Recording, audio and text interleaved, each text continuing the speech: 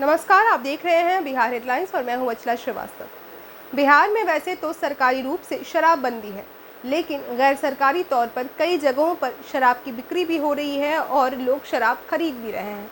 ऐसे में जहां अपराधों को घटाने के लिए शराबबंदी की गई थी, वहीं अपराध बढ़ते हुए नजर आ रहे हैं, क्योंकि एक ऐसा ही केस सामने आया है पटना के शेखपुरा थाना क्षेत्र में। शुक्रवार को पटना के शेखपुरा थाना क्षेत्र में एक 10 साल के बेटे के द्वारा उसके खुद के पिता के खिलाफ एफआईआर दर्ज करने की ये बात सामने आई है। तो दरअसल शुक्रवार को 10 साल का एक लड़का अपनी दादी के साथ शेखपुरा टाउन थाना में गया और उसने अपने शराबी पिता के खिलाफ केस दर्ज करने की, एफआईआर दर्ज करने की मांग की। उस 10 साल के छोटे से बच्चे का ये कहना था कि उसके पिता रोज़ शराब पीकर घर पर आते हैं, घर पर मारपीट करते हैं और विरोध करने पर वे और ज़्यादा भद्दी गालियाँ भी देते हैं, जिससे उस बच्चे के मानसिक तनाव में भी वृद्धि हो रही है। और उस बच्चे का ऐसा कहना है कि ऐसा कई दिनों से चला आ रहा है और क्योंकि ये जो सिलसिला है वो बंद नहीं हो रहा है और ऐसे में हमारी परेशानी और ज़्यादा बढ़ जा रही है, इसीलिए अब आप मेरे शराबी पिता के खिलाफ एफआईआर दर्ज कीजिए।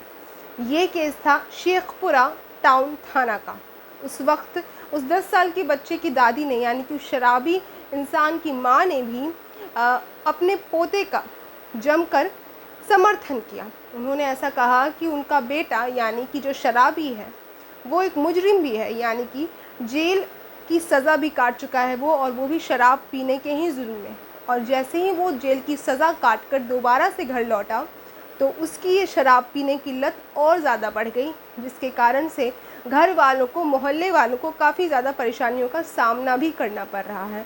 और इसी को मद्देनज़र रखते हुए दोनों दादी और पोते ने मिलकर ये ठान लिया कि अब उस शराबी इंसान के खिलाफ एफआईआर दर्ज करवाई जाए और सभी को इस मुसीबत से छुटकारा दिलाया जाए। हालांकि शराब की लत एक ऐसी लत है जो एक बार लग जाए तो चाहे वो कोई बड़ा बिलियनियर ही क्यों ना हो, उसे वो रोड पर लाकर खड़ा कर देती है। और ऐसे ही अगर आप सोचिए तो पटना में, यानी कि बिहार के राजधानी पटना में, जहाँ स्लम्स की जो एरिया है वो बहुत ज़्यादा है, यानी कि स्लम्स में काफ़ी ज़्यादा लोग रहते हैं और ऐसे ही स्लम्स में शराब बन रही है, बिक रही है और लोग खरीद भी रहे हैं। और उस स्लम्स में रहने वाले लोगों के पास ना ज़्यादा पैसे होते हैं और ना ही उनके पास अपने बच्चों तक को पढ़ाने के लिए पैसे होते हैं, लेकिन फिर भी वे शराब बनाते हैं। जी हाँ, क्योंकि सरकारी तौर पर तो बिहार में शराबबंदी है और इसीलिए वे लोग खुद से शराब बनाते हैं, शराब को बेचते हैं, ख़रीदते हैं और ख़ुद शराब में लोट-पोट रहते हैं। जिनके पास बच्चों को पढ़ाने के लिए पैसे नहीं हैं, वे शराब पर पैसे लुटाए जा रहे हैं। ऐसे में सुशासन बाबू को ये भी ध्यान रखने की बेहद ज़्यादा ज़रूरत है कि उन्होंने जिस तरीके से शराबबंदी लागू की थी, क्या वो स्वचालित रूप से चल रही है या नहीं चल रही है।